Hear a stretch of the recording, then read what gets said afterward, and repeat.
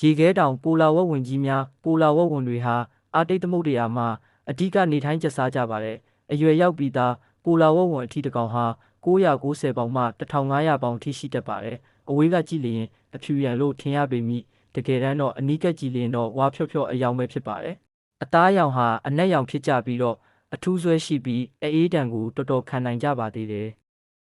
တဲ့အနေနဲ့ပိုလာဝက်ဝင်ကိုရုတ်တရက်တွေ့လျင်ဘာလုပ်မည်လဲဘာမှမလုပ်ပါနှင့်ဝေးဝေးကသာရှောင်သွားကြပါပိုလာဝက်ဝင်များဟာအဓိကအနေဖြင့်ငါးကိုသာစားသုံးကြပြီးတခြားတည်ဆုံးသွားသောအသားများကိုလည်းစားကြပါသေးတယ်ပိုလာဝက်ဝင်များဟာတစ်ကောင်ကနေနှစ်ကောင်ထိမွေးဖွားကြပါတယ်ပိုလာဝက်ဝင်တွေရဲ့ထူးခြားချက်များပိုလာဝက်ဝင်တွေဟာရေကူးအားကောင်းကြပြီးအနံ့ခံအာယုံလည်းကောင်းကြပါသေးတယ်ရေခဲပြင်မှာပိုလာဝက်ဝင်တွေရဲ့ခြေပွားဟာကုတ်အားအရန်ကောင်းကြပါတယ်ယခုအခါမှာပိုလာဝက်ဝင်တွေဟာအသက်အန္တရာယ်ရှိလာကြပါပြီ။ဘာကြောင့်လဲဆိုတော့ကဘာကြီးပူနွေးလာပြီးရေခဲပြင်များပြိုကျလာကနေထိုင်ကျစားရာဧရိယာနေပါလာခြင်းကြောင့်ဖြစ်နိုင်ပါတယ်။ကျေးဇူးတင်ပါတယ်။နောက်ဗီဒီယိုမှာပြန်လဲဆုံကြပါမယ်။